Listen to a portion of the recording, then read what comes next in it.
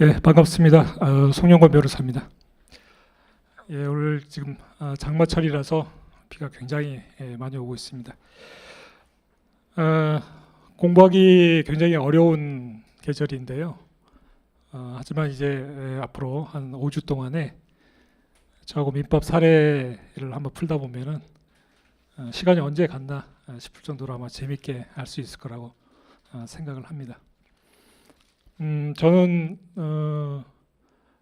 그 사법연수원 30기를 마쳤고 수료하자마자 법무법인 세종에서 일을 했습니다. 송무팀에서 일을 했고요. 세종의 그 로펌마다 다 체제가 다른데 세종의 송무팀이 총 6개 팀이 있어요. 그 중에서 제가 그 3팀 가장 핵심적인 팀이었습니다. 주로 그 송무팀에서 주로 했던 거는 증권하고 금융 파생거래 쪽 일을 많이 했어요. 신탁거래. 그래서 일반 민사 사건은 뭐 그렇게 많이는 하지 않아서 지금 강의를 준비하면서 다시 교재도 준비하고 하다 보니까 옛날에 했던 그 생각들이 많이 좀 나더라고요. 그래서 한 10몇 년 동안 그 뭐 파트너를 한 5년 했고요. 그다음에 하우스 한 8년 해서 개업한 지가 한 3년 됐습니다. 2013년도에 정의를 하고 나와서 한 3년 정도 됐습니다. 이 학원 강의는 뭐 처음부터 제가 하려고 생각했던 건 아니고 이 메가 로이어스가 작년에 딱 그 출범을 했어요. 딱 1년 됐는데 2년이 닿아가지고 민법을 이제 하게 됐습니다. 제가 작년에 딱 보니까 7월 2일 날 제가 강의를 좀 시작했더라고요. 논점 민법 강의. 그때 그 한 2,000페이지 되는 뚱뚱한 책이 하나 있었습니다. 일명 그 소세지라고 굉장히 놀림을 받았는데 분홍색으로 하다 보니까 그 책을 이제 굉장히 힘들게 써서 한 이틀 전인가 그 마무리하고 그날로 이제 강의를 시작했죠. 한 1년이 이제 돼서 그 사이에 이제 책들이 많이 나왔습니다. 논점 민사 소송법 책도 나왔고 얼마 전에는 논점 민사 집행법이라고 해서 아주 예쁘게 나왔고요. 오늘 이제 드디어 강의를 하게 될 사례 연습 이렇게 총 4권이 나왔습니다. 제가 그 생각하는 시리즈가 한 8권 정도 됩니다. 민사법 그 교재를 생각하는 것이 한 8권 되는데 지금 4권 나왔고 이번 달에 가족법이 나오거든요. 가족법 나와서 강의를 한 6일 정도 하고 나면 이제 거의 다 나왔어요. 그래도 나와서 연말에 논점 민법 강의 3판하고 저기 소송법을 2판을 한 10월, 11월에 다 낼 겁니다. 내고 그 다음에 기본형 사례집. 이 사례 오늘부터 풀어갈 이 기출문제 해설집은 그 수준이 굉장히 높아요. 수준이 높아서 일반 지금 재학생들, 1학년 학생들이라든가 아니면 이제 비법 출신이라고 하면 2학년 학생들도 만약 바로 풀기에는 굉장히 이제 수준이 높아서 그 중간 단계 기본 교재 편제에 맞게끔 해서 기본 사례형을 하나 이제 낼 겁니다. 제가 그 사법 시험 볼 때 그 사례 연습 책을 하나 낸 게 있어요. 한 4판까지 나온 게 있는데 그걸 기초로 해가지고 한번 잘 만들어 보겠습니다. 그렇게 하고 내년 초에 선택형 문제하고 기록형이 다 나오면은 총 8권 시리즈가 이제 완간이 됩니다. 이렇게 말씀드리는 이유는 학원에서 좀 이렇게 선전을 하라고 말씀을 해서 이렇게 선전을 하는 겁니다. 제가 세종에 다닌다는 말도 처음 하는 거예요. 하도 이야기를 안 한다 그래가지고 그래서 저는 왜 그게 중요할까라고 생각을 하는데 중요하다고 해서 이렇게 이야기를 드립니다. 한편으로 생각해 보니까 학생들이 저에 대해서 잘 모르잖아요.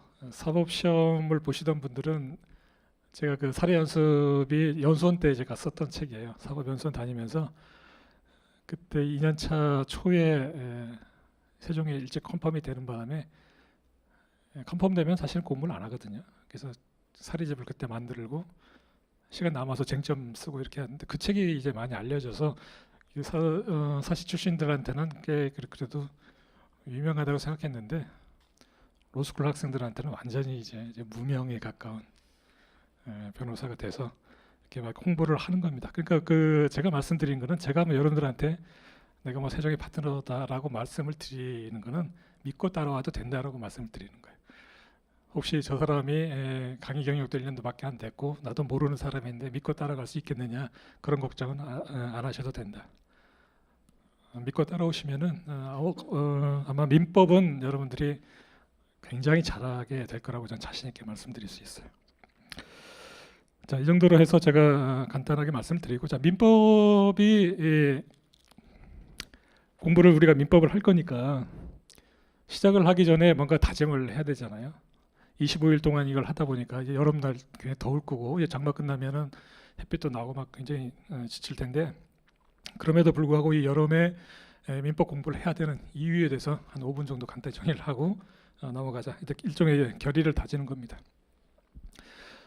제가 강의할 때마다 누차 말씀을 드리지만 민법은 모든 조건을 다 뺀다고 하면 민법은 변호사의 전부다라고 저는 자신 있게 말씀을 드릴 수가 있고, 아마 실무에 계신 변호사님들도 10명이면 8명 정도가 민법이 굉장히 중요하다, 민법을 항상 더 공부하고 와라라고 항상 이야기를 할 겁니다. 다른 과목들도 뭐 중요하지 않은 과목은 없겠지만은 변호사 생활을 하다 보면은 항상 갈증을 느끼는 게 이제 민법이죠. 어떤 분야에 가든지 간에 논의 출발은 이제 민법이 된다라는 것을 이제 매번 느끼게 됩니다. 로펌에 보면은 저는 송무팀에 있었지만은 이게 자문팀도 굉장히 크거든요. 오히려 이제 대형 로펌들은 자문의 비중이 한 60%, 70%가 되고 송무 비중이 상대로 좀 적습니다. 인원수도 그렇고 매출도 그렇고. 하지만 자문에 계신 분들, 뭐 여러분들이 선호하는 뭐 M&A라든가 뭐 공정거래라든가 뭐 노동 뭐 이런 쪽이 많잖아요. 뭐 IP 쪽, 요즘에 그쪽에 많이들 하려고 하죠. 그거는 여러분들 책을 한두 권 봐서 배울 수 있는 것이 그게 아니에요. 입사해가지고 실제로 일을 하면서 3년, 5년 열심히 해야 그게 쌓이는 것이지, 책을 한 권 봤다고 그래가지고 내가 뭐 저작권법 책을 한 10권 봤다고 그래가지고 그 일을 할 수 있는 게 아닙니다. 그 말은 뭐냐면 그런 것들은 자기가 평소에 관심만 있고 준비만 해두면 들어가서 일을 배울 수가 있다는 거죠. 하지만 일을 배우기 위해서 그 전제가 항상 민사적인 문제, 그게 걸리는 경우가 상당히 많아요. 세종에 있을 때도 그 자문 쪽하고 일을 할 기회가 많은데 그 파트너들이 항상 컴플레인을 하는 것이, 그래도 나름대로 세종에 굉장히 우수한 친구들을 뽑았다고 생각을 하는데, 컴플레인을 하는 것이 항상 그겁니다. 왜 요즘 친구들은 민법을 이렇게 모르냐? 저는 속으로 이렇게 물어보죠. 그러는 당신은 그렇게 잘 아느냐? 사실은 모르죠, 그 사람들도. 그냥 짬밥이 쌓이다 보니까 경험이 많아가지고 옛날 생각을 못 하는 거죠. 어쨌든 항상 그 지적을 하는 거는 민사적 실력이 굉장히 모자란다라고 일단 지적을 한다. 저도 마찬가지입니다. 저도 이제 송무를 하다 보면은 이제 후배들이 많이 있잖아요. 송무 그 중에 아까 말씀드린 대로 이제 금융하고 이제 뭐 파생거래 쪽 일을 하다 보면, 그것도 뭐 제가 뭐 파생거래 쪽을 공부를 했거나 관심을 가졌거나 한 건 전혀 없어요. 그냥 입사를 했는데 그쪽에 저를 리크루팅했던 분이 그냥 그쪽의 파트너였어. 그냥 딸려간 거죠. 저는 그냥 딸려 들어갔고 해보니까 굉장히 재밌어요. 저한테 잘 맞았고 그 사고가 굉장히 그 논리적인 파트예요. 파생거래나 이런 쪽은 굉장히 흥미도 있고. 그러다 보니까 이제 뭐 10수년 동안 그 사건을 많이 했습니다. 후배들이 이제 들어와서 저도 이제 가르치고 리뷰도 해주고, 이렇게 빨간 펜을 하거든요. 리뷰를 해줍니다. 페이퍼를 쓰면은, 초안을 쓰면은 계속 그어대죠. 처음에는 이제 소장, 원고 하면 다 그어가지고 서울중앙지법 중앙지법 규중 이것만 남겨놓고 다 지워서 보내기도 하고, 실제로 그래요. 설마 그럴 리가 있겠느냐. 근데 설마가 아니고 진짜 그렇습니다. 그렇게 이제 보내고 하다 보면 그런 과정을 통해 가지고 이제 그 친구들이 이제 커 나가는 거죠. 여러분들이 이제 로스쿨 체제에서 기록을 쓰는 거하고 똑같아요. 기록을 쓸 때 여러분들이 지금 굉장히 자부심을 갖고 있는 분도 계시겠지만 객관적으로 보면 굉장히 이제 형편없는 정도의 수준을 사실 쓰고 있는 거예요. 그걸 굉장히 당연히 어려워요. 그거는 어렵지만 굉장히 수준이 낮은 그런 거죠.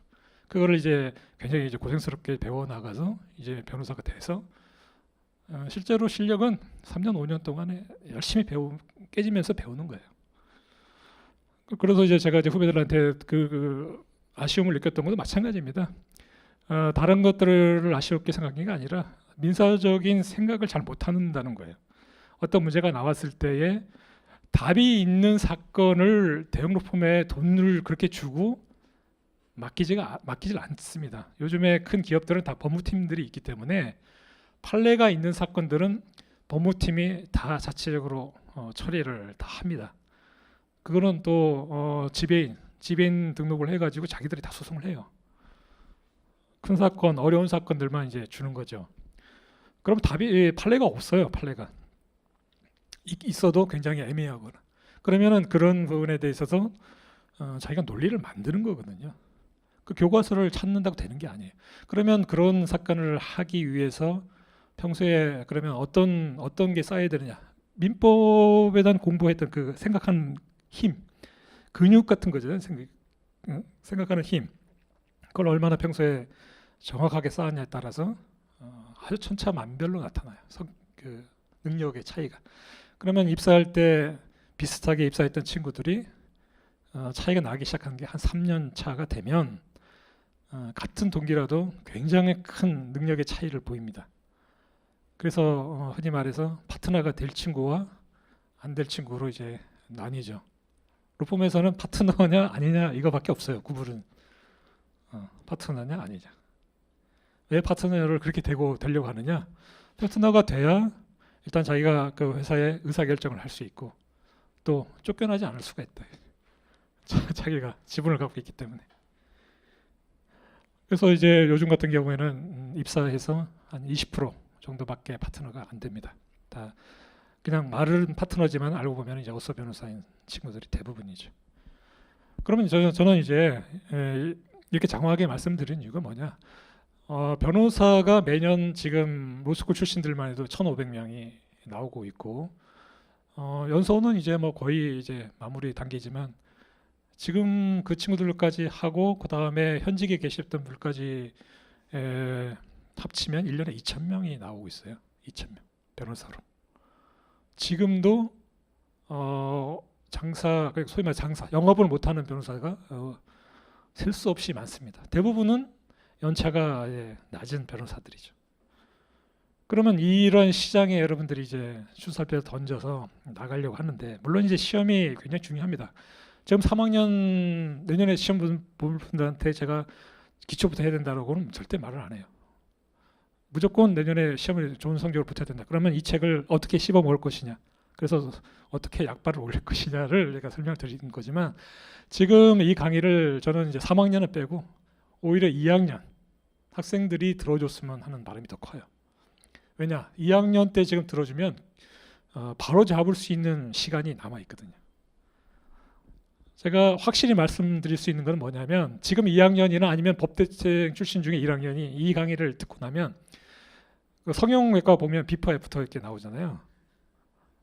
공부하는 사고의 방향이나 아니면 자기의 그 동기부여적인 측면에서는 굉장히 완전히 달라질 거예요. 아, 민법이 이렇게 시험이 나오는구나. 내가 지금 뭐 김모 이런 책 봐가지고는 이거는 손도 못 댄다는 걸 느껴야 돼요.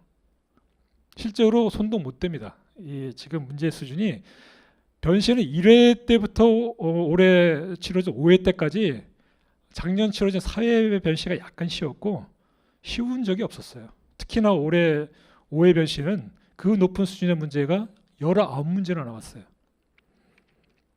그거를 그 변리사용이라든가 아니면 그냥 그 두 문자 해놓은 그 책 보고 그거를 맞추겠다라고 하는 거는 그거는 말도 안 되는 소리예요. 정당하지도 않고. 과거에 1회 변시 때야 합격률이 80%였잖아. 80%. 그건 시험이 아니지. 그거는 80% 합격하는 걸 시험이라고 하지 않잖아. 우리는 50% 정도는 돼야 되잖아. 50%. 그러니까 그 선배들이 했던 방식은 여러분한테 통하지 않아요. 이제는 합격률이 이제 50% 이하로 떨어지고 문제 수준이 이렇게 점점 어려워지는데, 그래서 저는 이제 2학년이나 1학년, 똑똑한 친구들 1학년 때 이 강의를 들어줘서 빨리 교정을 하고 뭔가 저 동기부여를 해서 더 공부를 좀 해야겠다, 그런 기회를 좀 잡았으면 좋겠다. 3학년은 무조건 이 책은 무조건 다 씹어 먹어야 돼요. 3학년들은 시험, 내년 시험에 지금 모의고사 제가 이제 하면서 쟁점 분석도 해드리고 이제 분석해 놓은 표를 앞에 제가 보록으로 달아놨는데, 지금 모의고사에 나와 있는 문제만으로도 지금 기출 예상되는 문제의 한 70% 이상이 커버가 돼요. 이 논점만 정리만 돼도. 그래서 만약에 시간이 지금 없다, 내가 3학년인데 내년 시험을 봐야 된다, 기록도 해야 되고 굉장히 부담된다 사례가, 그러면 여기에 나와 있는 모의고사 위주로 해가지고 계속 그냥 이 나온 그냥 외워버릴 정도로만 해도 중상은 됩니다. 중상. 시간이 없으시면 그렇게 해도 돼요. 그래서 이 정도는 내가 다 할 수 있다고 생각하시면 그 다음에 나중에 추가적인 문제를 조금 더 풀어보는 정도, 그렇게 공부를 하시면 되고, 2학년이나 1학년 학생들은 이거를 완전히 100% 이해하기는 쉽지는 않을 거예요. 하지만 시험이 어느 정도 수준이 나오는구나, 내가 이렇게 공부를 해서는 안 되겠구나, 그런 계기를 좀 마련했으면 좋겠어요. 그런 면에서 제가 지금 이 민사법 사례 강의 연습에 대해서 제 개인적으로는 굉장히 중요하다고 이제 생각을 하고 있습니다. 그래서 학교 시험, 로스쿨 체제에서의 학교 수업만으로는 사실 부족하다는 것을 좀 빨리 깨달았으면 좋겠고, 좀 민법은 좀 정확하게 우리 공부를 하자. 학생들이 제가 민법을 정확하게 이제 공부를 하자라고 이야기를 하면 어떻게 생각을 하냐면 어렵게 가르치려는구나, 이렇게 생각을 해요. 민법은 가장 쉽게 공부하는 방법이 정확하게 공부하는 방법이거든요. 이거는 양도 너무 많고 복잡하고 하루아침에 될 수가 없는 거죠. 이거는 벼락치기로 안 되는 거잖아요. 형법 같은 거는 벼락치기 해도 돼요. 헌법 이런 것들은. 그런데 민법은 벼락치기가 안 되거든요. 이거를 그러면은 굉장히 많은 탑을 쌓아가는, 압도적으로 높은 탑을 쌓아가야 되는 이 과목을 하루아침에 어떻게든 편법으로 해보겠다, 그건 아니라는 거예요. 처음부터 정확하게 도를 맞춰 놓으면 그 다음부터 어느 순간이 되면은 그런 것들이 이제 자연스럽게 서로가 논리가 맞물리면서, 민법만큼 암기할 게 없는 과목이 없어요. 민법은 진짜 암기할 게 없어요. 가죽법 빼고. 가죽법은 진짜로 그 조문 이런 것들이 복잡하니까 암기해야 되는데, 그래서 정확하게 공부를 하자 그러면은 무슨 정확하게 막 심리적으로 굉장히 이제 부담감을 갖는데, 그럴 필요 없다. 정확하게 하자. 그래서 이 사례 강의도 정확하게 할 겁니다. 그렇다고 어렵게 하자는 게 아니에요. 정확하게 하자는 것이 가장 시간을 아끼는 것이고, 여러분이 이제 내년에 시험 보실 분들은 마지막에 이게 한번 봐야 되잖아요. 그걸 최대한 줄일 수 있는 방법이에요. 이제 이 정도로 한번 말씀을 드리고, 자, 한번 교재를 한번 보겠습니다.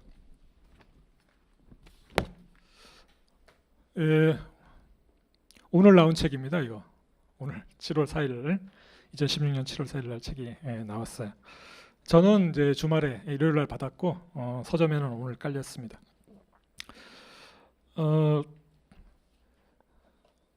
자, 구체적인 그 사례풀이 하기 전에 이 교재 6페이지를 한번 보시면, 제가 이 부록이라 그래가지고 한번 좀 실어놨어요.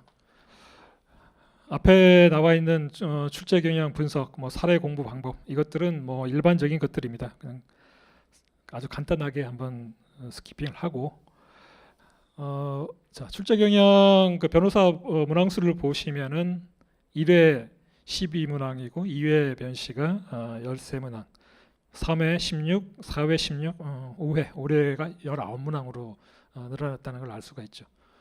굉장히 부담되는 문제예요. 19문제를 제한된 시간에 이렇게 풀어야 되는데 문제가 쉽지도 않아요. 그리고 배점도 보면은 과거에는 50점짜리도 있었고 40점짜리도 있었지만 이제는 거의 맥시멈이 35점 내지 30점, 5점짜리, 8점짜리, 10점짜리 이런 것들. 그래서 합계를 내보면 10점짜리 문항이 누적수가 26문항이었고요. 제일 많습니다. 10점짜리가. 10점짜리는 보통 보면 한 장, 한 면에 쓸 분량이라고 생각하시면 돼요. 한 면 정도 빨리 써야 되는 거죠. 그 다음에 15점짜리가 17문항이고요. 20점짜리가 16문항입니다. 대부분이 여기에 다 집중이 되어 있다는 겁니다. 그래서 지금 제한된 시간에 문제 수가 많아졌기 때문에, 그리고 10점짜리하고 15점짜리하고 20점짜리가 줄을 이기 때문에 여러분들이 연습을 할 때 10점짜리 정도가 되면 어느 정도 분량을 써서 끝내야겠다라는 거를 의도적으로 연습을 해야 된다는 거예요. 의도적으로. 10점짜리를 칼같이 써도 그건 10점 이상 넘을 수가 없어요. 아무리 칼같이 써도. 와, 해봐야 10점. 그리고 다른 걸 이제 못 쓴단 말이에요. 그런 바보 같은 짓을 하지 말자. 그리고 시험장에서 무슨 퍼펙트 만질 일이 없어요. 그거는 그냥 70% 정도만 때리고 가자. 70%, 10점이면 7점, 20점이면 한 15점, 14점 정도만 때리고 가자라고 생각을 하고, 그 대신에 빠뜨린 문항이 없으면 돼요. 이거는 이제 여러분들이 연습하기 나름입니다. 머리로 생각한다고 되는 게 아니라 실제 다 써봐야 돼요. 그래서 70% 정도만 맞추고 가자라고 생각을 하고, 이 교재가 110점 정도 될 거예요. 110점. 그러니까 이 교재에 한 60% 정도 수준만 내가 쓰면은 상당히 좋은 성적을 받을 수 있다. 그러면은 여기 있는 내용을 암기할 수는 없는 것이고, 논리 흐름, 체제, 이거를 여러분들이 체화를 해서 글을 쓰는 거는 사람이 얼굴이 다 다르듯이 다 다릅니다. 그건 제가 후배들 가르쳐봐서 알아요. 그래서 다 다르기 때문에 그거를 가지고서 뭐라고 할 수는 없어요. 그걸 바뀌지도 않아요, 잘. 그래서 논리제의를 정확히 배워서 자기 나름대로 쓰는 연습을 해보자는 거예요. 그 다음에 6페이지 그 3번, 출제경향 3번. 중복돼서 나오는 논점들이 꽤 있습니다. 민법 같은 경우 보면 상계, 채권자 대위, 이런 것들은 뭐 매 논점마다 채권자 대위는 거의 뭐 빠진 적이 없어요. 그게 왜 그러냐면은 문제를 내기가 좋아요. 어떤 사실관계를 채권자 대위적 구성을 해가지고 시험 문제 내기가 편해서 채권자 대위는 항상 나와요. 항상 나오는데, 채권자 대위권에 관해서 문제가 어렵게 나오진 않았어요. 주로 요건, 성립 요건에 관해서 문제 나왔고, 진짜로 중요한 파트, 제3채무자의 항변에 관한 이런 항변하는 문제가 굉장히 채권자 대위권에서는 중요한데, 그 파트가 아직 시험에 안 나왔어요. 그거는 이제 반드시 준비를 해야 되는 것이고, 제가 기출이 끝나면 그런 부분들은 제가 정리를 해드릴게요. 중요한 판례 위주로 해가지고.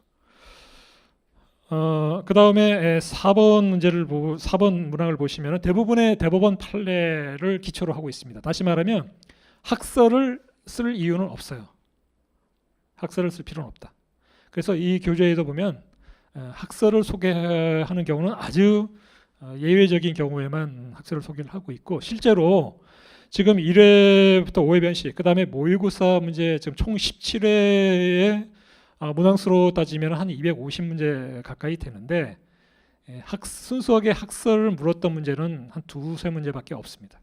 그 중에 하나가 종류채무에서의 특정해가 홍삼 팩 나오는 거, 그거는 누구나 다 알고 있는 문제였고, 순수하게 학설을 묻는 문제는 물상 보증인이 과연 보증인에게 구상권을 행사할 수 있겠느냐, 이건 법조문이 없어요. 그건 교과서에도 소개가 안 되는 건데, 그게 덜컥 나와버렸어요. 근데 그거는 대세의 지장이 없어요. 왜? 다 못 쓰니까. 그거를 예상해서 아마 쓴 학생들은 저는 한 1%도 안 될 거라고 생각합니다. 그러니까 그건 알고 보면 불이타도 아니야, 그런 것들은.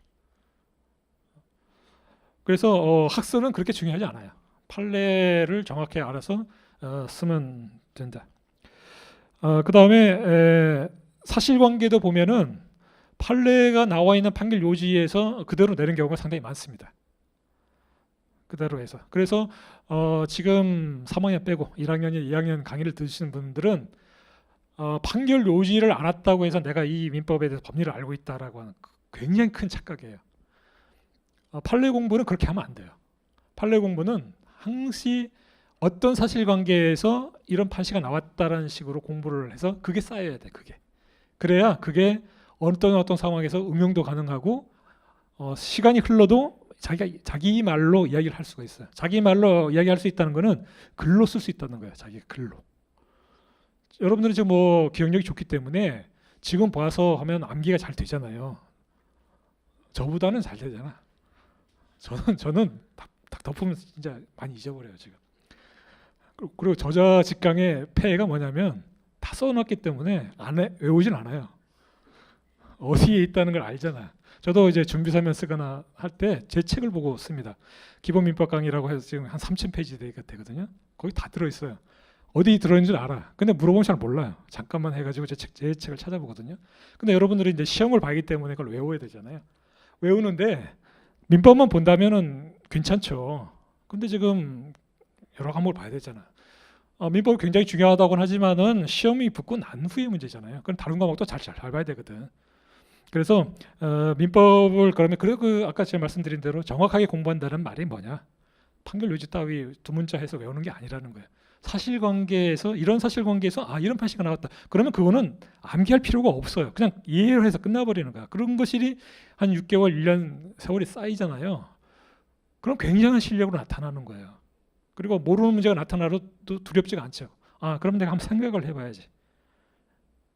이렇게 공부를 해야 됩니다. 그래서 사실관계 공부. 그러니까 교수님들이 대법원 판례 찾아봐라. 본인들도 잘 안 보는 것 같긴 하던데 찾아봐라고 하는 이유는 그거예요. 사실관계하고 결합된 것만이 자기가 쓸 수 있는 것이다. 그래서 지금 저학년 학생들은 반드시 판례 공부를 할 때 사실관계를 기초로 해서 봐라. 그래서 제 교재를 제가 홍보를 한다면은 논점민법 강의나 민사소송법 이 교재는 판결 요지만 내와 있는 게 없어요. 다 사실관계에서 이렇게 나왔다 해가지고 아마 보시면은 그런 점에서는 상당히 도움을 받을 수 있을 겁니다. 그 다음에 5번 문항. 대부분이 이제 민법과 민사소송법이 하고 그 다음에 집행법이 이렇게 가끔 나와요. 메인은 당연히 이제 민법입니다. 민법은 그리고 이제 당락 250점 중에서 민법이 이제 굉장히 이제 대부분의 이제 150점이라고 공식적으로 나와 있지만 더 훨씬 비중이 높아요. 난이도나 이렇게 비하면. 그래서 이제 민법이 결국은 이제 당락을 좌우하고 민사소송법은 상당히 어렵지 않습니까? 여러분들이 이제 해보면은. 근데 민사소송법은 제가 이제 구체적으로 앞으로 그 쟁점별 그 주제 정리한 파트는 보겠지만 나왔던 부분에서 계속 나와요.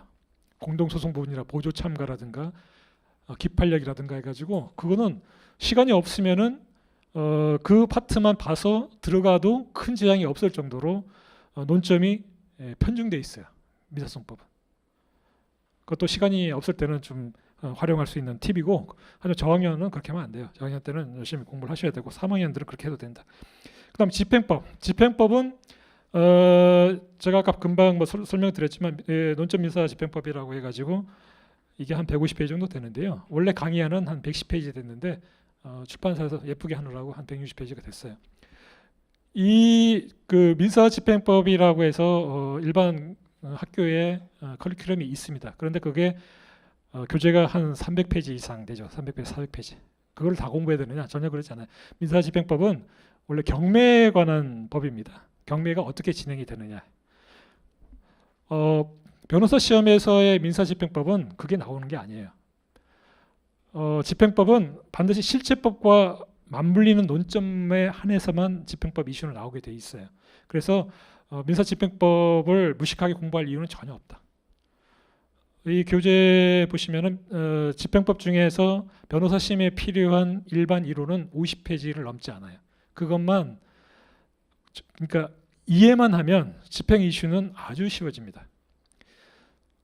집행법 강의를 할 때 제가 시작할 때 말씀을 드렸던 이유가 그 멘트가 뭐냐면은 집행법은 그림을 그릴 수 있으면은 거의 끝난 거다.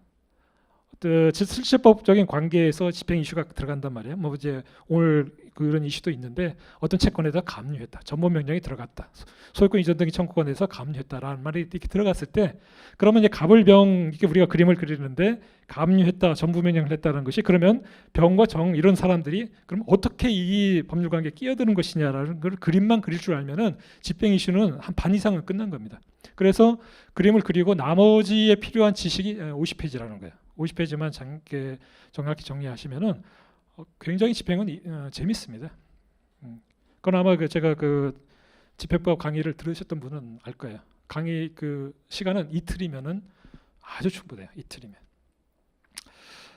자, 그러면은 이 정도가 이제 그 출제 경향이고요. 자, 7페이지 한번 보시면은 그러면 이제 어떻게 사례 공부를 이제 변시를 대상으로 해서 어떻게 사례 공부를 할 거냐? 그거는 뭐 1번입니다. 문항수가 늘고 있고 어렵다. 시간은 제한되어 있다. 하루 종일 쓴다고 하면은 대충 쓰겠지만 그럴 수는 없잖아요. 그러면 짧은 시간 내에 내가 효율적으로 쓸 수 있는 부분, 최소한의 내용으로 점수를 받을 수 있는 게 최고 좋은 거잖아요. 한 논점 10점짜리 써봐야 그 10점 넘을 수 없다는 거예요. 그래서 그거를 우리가 항상 머리에 염두에 둬야 된다. 그래서 이를 위해서 필요한 것, 이건 한번 여러분들이 보시는데, 세 번째, 답안 작성. 절대로 이 사례 연습을 공부하시면서 머릿속으로만 공부하시면 절대로 안 돼요. 머릿속으로만 내가 이렇게 이해하고 있구나.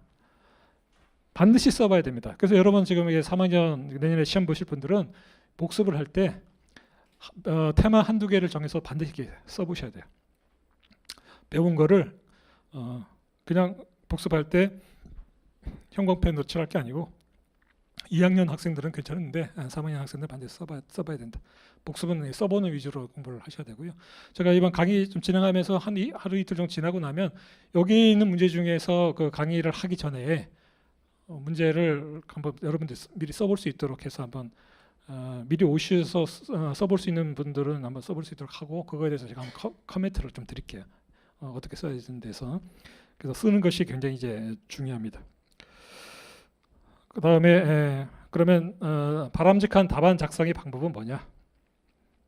아까 말씀드린 대로 문항을 딱 보고 배점이 어디 10점짜리냐, 15점짜리냐, 뭐 25점짜리를 빨리 확인을 해가지고 10점짜리면 이제 한 장 앞면 그거 정도 기준으로 해가지고 미리 한번 훑어봐야 된다는 거죠.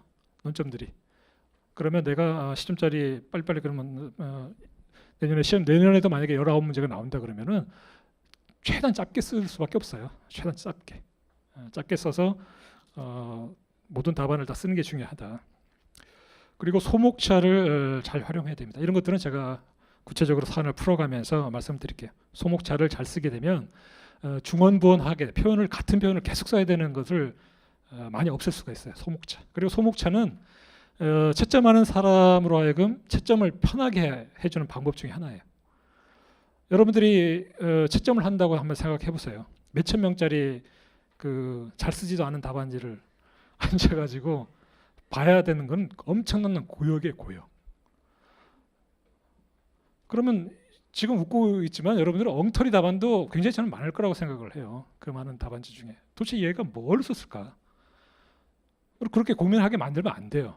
그러면 소목차라도 딱딱딱 논리적으로 써주면은 사람이 반갑잖아요. 그러면 막 짜증나 죽겠는데 소목차라도 해서 얘는 최소한 이해는 하고 있다. 그러면 마음이 굉장히 부드러워집니다.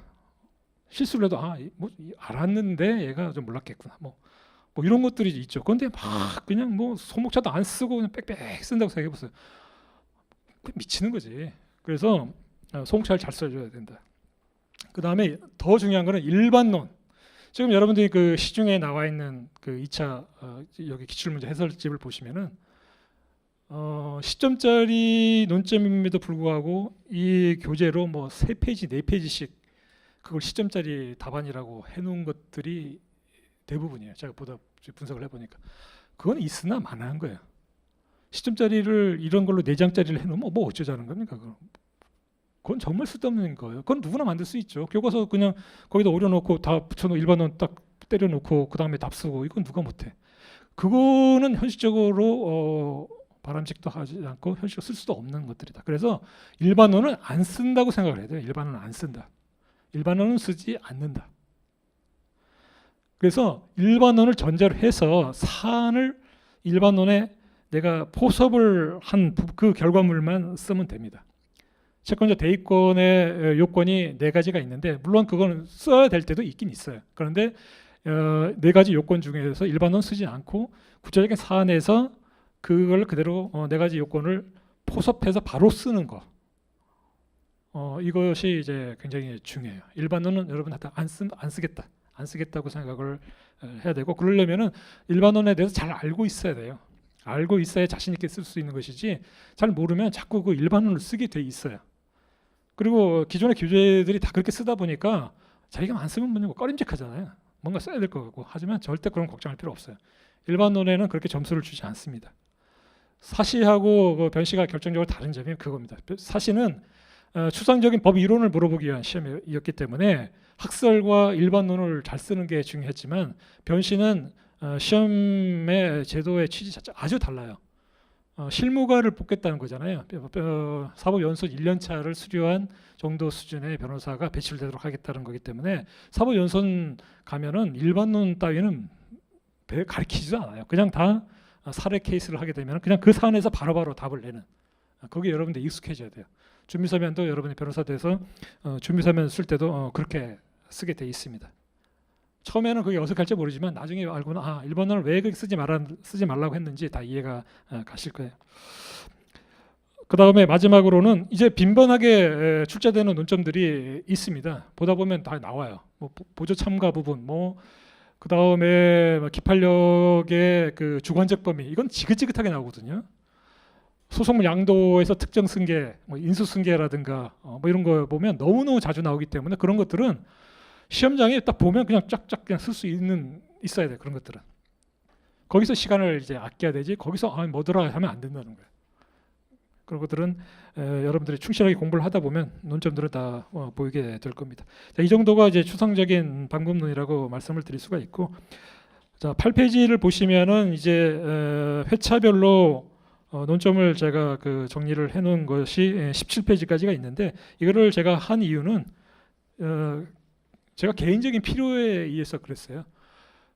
제가 이 책을 쓰다 보니까 도대체 너무 문제가 많아가지고 이게 어디서 나온 건지 제가 못 찾겠다. 앞에 쓰긴 썼는데 그래서 정리하다 보니까 이거를 그러면 조금 정리를 해서 학생들한테 나눠주면 더 좋겠구나 생각을 해서 더 나가서 정리를 한 것이 이제 18페이지에 보시면은 이제 주제별, 그러니까 회차별 쟁점 정리보다는 아마 그 18페이지 이하에 있는 주제별 쟁점 정리가 여러분들한테는 결정적으로 도움을 줄 거라고 생각을 하는데, 이걸 보시면은 민법하고 민사소송법의 순서대로 이렇게 나눴고요.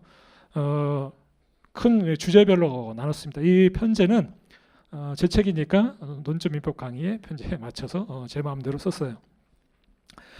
이거를 활용하는 방법은 이 18페이지에 보면 이제 예를 들어 대리행위다고 보면 문제가 꽤 많이 나왔죠. 변시에도 모의고사 합치면 꽤 많이 나온 주제인데 보면 변시에는 2번밖에 안 나왔고 모의고사는 굉장히 자주 나왔다는 걸 알 수가 있습니다. 그러면 여러분들이 교수님이라고 해가지고 문제를 무제한 만들어낼 수 있는 게 아니에요. 저도 이게 사례집을 써봐서 그건 완전히 잘 아는데 문제를 만드는 게 굉장히 어려워요. 문제를 하나 만들잖아요. 혹시나 이상한 게 있을까 봐 계속 다듬습니다. 그래서 문제 하나 내는데 한 일주일씩 걸리기도 했어요. 제가 그 사시 2차 문제 쓸 때. 베끼는 데는 한 5분이면 베끼는데 만드는 사람은 아주 그렇게 힘들게 만드는 거야. 그러면 모의고사에서 이렇게 자주 나왔다.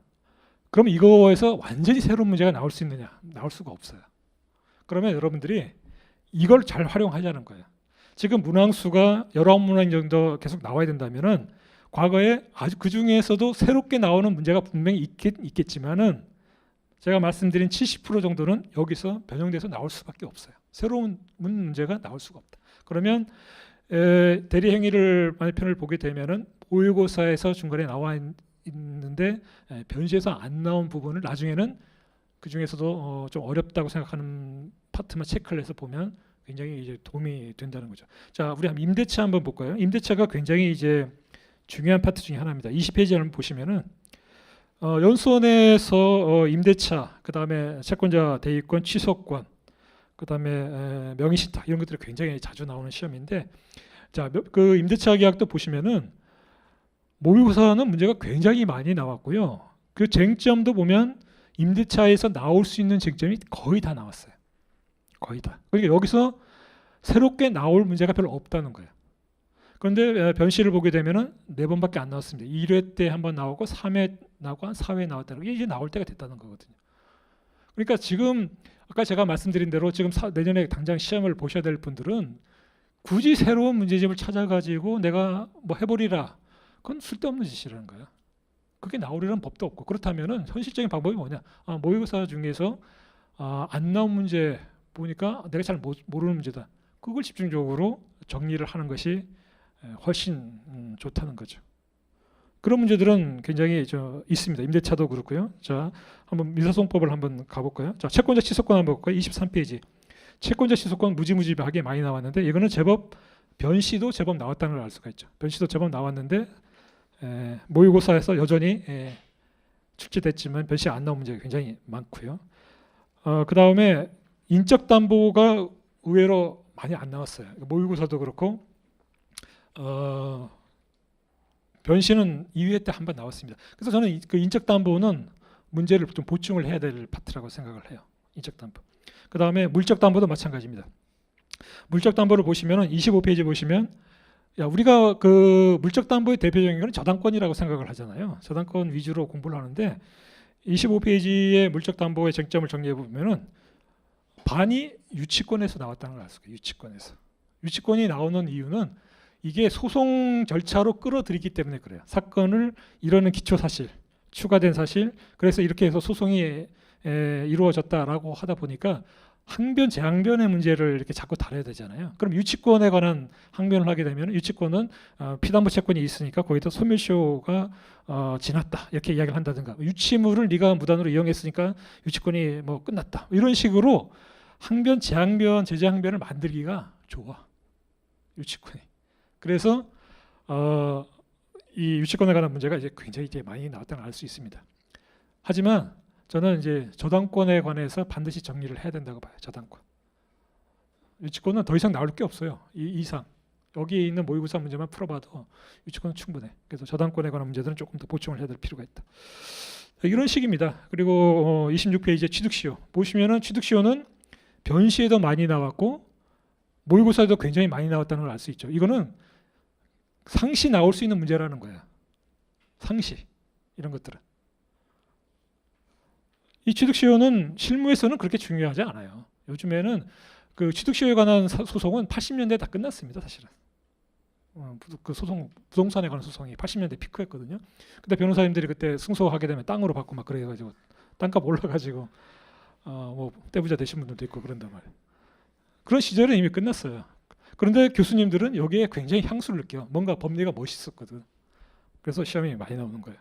명의신탁, 그리고 그 중에 하나는 또 명의신탁, 공동소유. 가족법, 자, 가족법 여러분들이 이제 관심을 갖는 게 가족법 27페이지 보시면은 가족법이 변시에 한번 그냥 주르륵 3회 변시에만 주르륵 나와 있고요.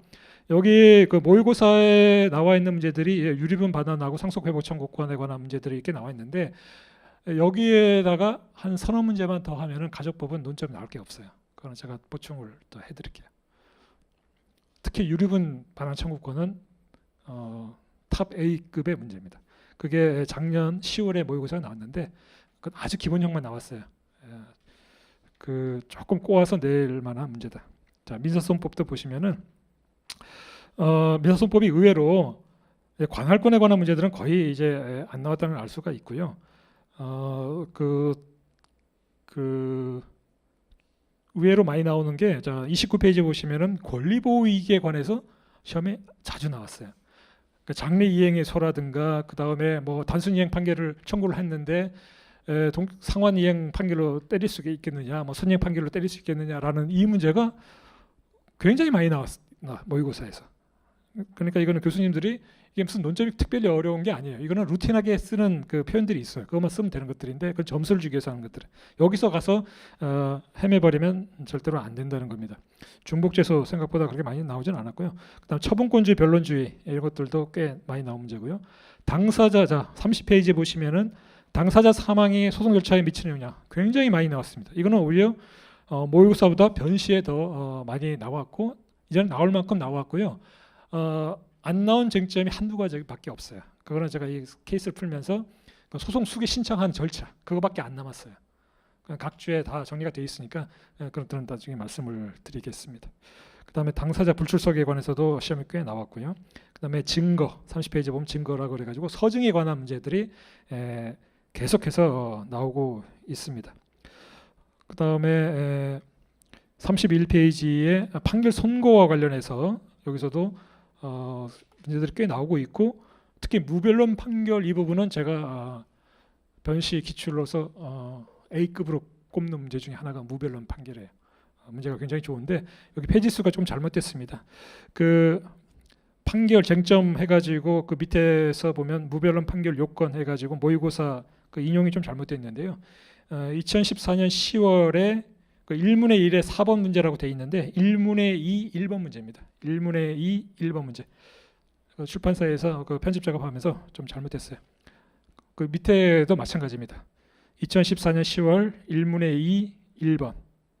이 무변론 판결 이거는 케이스 내기에 아주 좋은 문제고 조만간 나올 게 거의 틀림없다. 기판력 보시면은 변시에는 1회에 한 번밖에 안 나왔어. 오늘 풀어볼 문제거든요. 근데 모의고사를 한번 보시면은 어마어마하게 많이 나왔죠. 이거는 나온다는 거예요. 이제 조만간 나온다는 문제입니다. 그 다음에 공동소송 굉장히 많이 나온 문제인데 공동소송에서 의외로 어렵게 나오지는 않고요. 이 소송의 형태가 통상 공동소송이냐 아니면 고유 필수적 공동소송이냐를 한번 판단해 보라라고 내는 문제가 의외로 많았다. 저도 좀 놀랐어요. 문제. 이걸 왜 그렇게 중요하게 생각하지 했는데 의외로 그걸 물어보는 문제가 많았고요. 소외 주관적 예비적 병합에 관해서도 시험에 많이 나왔습니다. 이거는 법률상 양리 불가능하냐라는 문제인데 그렇게 어렵진 않아요. 그 다음에 뭐 조합을 상대로 뭐 소송한다든가 이건 다 여러분들이 알고 있는 것들이죠. 그 다음에 굉장히 자주 나오는 그 쟁점이 당사자 추가 교체. 이거는 변시 5회 올해 변시에 처음에 나왔는데 모의고사는 뭐 2014년을 기점으로 해가지고 어마어마하게 많이 나오는 문제인데 이 당사자의 추가 교체 문제하고 기판력의 주관적 범위는 서로 맞물려서 문제가 나오게 돼 있어요. 그래서 이것도 특 A급 문제다. 그리고 보조 참가가 보시면은 굉장히 많이 나와 있습니다. 보조 참가는 지금 모의고사 문제만 풀어봐도 보조 참가에서 낼 수 있는 문제는 다 나왔어요. 그 중에 변시에서 난 거는 올해 풀어볼 1회 종속성과 독립성에 관한 문제만 나왔는데 나머지 문제들 적법 요건이라든가 그 다음에 참가적 효력이라든가 그자가 할 수 있는 행위 크게 세 가지가 문제가 되는데 보조 참가인이 할 수 있는 행위에 있어서의 종속성과 독립성을 묻는 문제가 이번에 나왔고 나머지가 이제 두 가지 보조 참가의 요건이 실무상 보면 굉장히 어려워요. 이게 보조 참가를 과연 할 수 있느냐 없느냐가 실제로 여러분들이 나중에 사건을 해보면 정말 헷갈려요. 그래서 그럴 문제가 나왔고 그 다음에 보조 참가해서 지면은 참가적 효력이 생기잖아요. 그거에 관한 문제가 그래서 이 보조 참가에 관한 문제는 모의고사 문제만 풀어봐도 이제 다 나온다는 거예요. 그러니까 이렇게 포인트를 잡아가는 겁니다. 상소는 보시면 상소 이익에 관해서 판단하는 거하고 그 다음에 상소 불가분의 원칙 이게 적용되는 경우하고 안 적용되지 않는 경우하고 그 다음에 심판의 대상 이거는 여러분들이 다 기본적으로 알고 있는 거라고 생각은 하지만 또 의외로 또 헷갈려하는 부분이죠. 상소 이익 부분하고 불가분의 원칙하고 그 다음에 불이익 변경 금지의 원칙이 어떤 관계 있는지 여러분들이 좀 잘 모르는 경우가 있는데 상소는 여기서 벗어나진 않아요. 그거는 왜 그러냐면 연수원에서도 교육 과정이 1심 법원 절차에서 끝납니다. 항소심에 관해서는 배우질 않아요. 그러니까 이 변호사 시험도 이거 이상 낼 수가 없는 거예요. 객관식은 혹시 모르지만 그래서 재심이라든가 아니면은 뭐 상고 이쪽 파트에서 깊게 들어가서 낼 것들은 한두 가지 정도만 골라서 내면은 정리를 하면은 된다. 그래서 상소심에서 너무 스트레스 받지 말자. 보시면은 변시 한 번도 안 나왔잖아요. 모의고사. 그럼 여기서 모의고사 기출문제 냈던 거를 다 던져버리고 완전 새로운 문제를 낼 일은 없죠. 그러니까 여기서 나오게 돼 있다는 거예요. 그래서 민사소송법은 보시면은 이처럼 큰 덩어리로 집중되게 나오는 노점들이 딱 정해져 있기 때문에 여러분들이 특히 내년에 시험 보실 분들은 그걸 잘 활용을 하세요. 막판에 뭘 볼 것인가. 막판에. 자, 이 정도를 이제 너무 좀 길었네요. 말씀을 드리고 자 그러면은 이제 본격적인 이제 문제를 제가 풀어 나갈 텐데요. 지금 여러분들이 그러면 이제 시간이 지나서 제가 그러면 문제 수업 진행을 어떻게 할 거냐만 말씀을 드리고 좀 쉬고 본격적으로 진행을 하겠습니다. 지금 시간이 좀 여유가 있으니까 조금 제가 천천히 하는 겁니다. 그 이 변심 문제 이제부터 이제 모의고사 문제를 이제 풀어 갈 텐데 여러분들이 그 이 표현들 제가 그 쓴 이 표현들을 되도록이면 따라하려고 노력을 하세요. 이 표현들 이런 논점을 이끌어 나가는데 이런 식의 시작하는 문구라든가 이런 걸 꼭 배우려고 노력을 하시고 그 다음에 이 예를 들어서 36페이지 보면 각주라고 그래가지고 뭐 판결 요지라고 들어가는 것도 있고요. 무슨 코멘트라고 해서 들어가는 것도 있고 어떻게 보면 주의라고 해가지고 그 각주에 들어가는 내용이 조금 구분이 좀 돼 있는데 이 각주는 제가 진짜 엄선해서 다 집어넣은 거거든요. 이게 무슨 말이냐면 지금 그 나와 있는 논점 중에서 관련 논점으로 이제 시험에 나올 수 있는 것들이 뭐가 있겠느냐를 이제 고민을 하면서 이제 집어넣은 것들이에요. 각조 내용도 반드시 여러분들이 이제 공부를 하셔야 되고 각조 중에 보면 주의라고 되어 있는 부분이 있는데 그거는 기출 문제점 기존에 나와 있는 해설서들이 엉망인 게 너무나 많아요. 그래서 그런 것들을 왜 잘못됐는지를 여러분들에게 좀 말씀을 드리고 싶은 거예요. 그거는 공부 방법으로 되게 좋아요. 혹시나 그리고 또 기존에 잘못된 그 해설서를 보고 공부하신 분들이 이걸 고칠 수 있는 그 계기도 되고 해서 그렇게 정리를 해 놓은 겁니다. 자, 시간이 좀 이제 지났으니까 한 10분만 쉬고 2012년 1회 변시부터 이제 시작을 하겠습니다.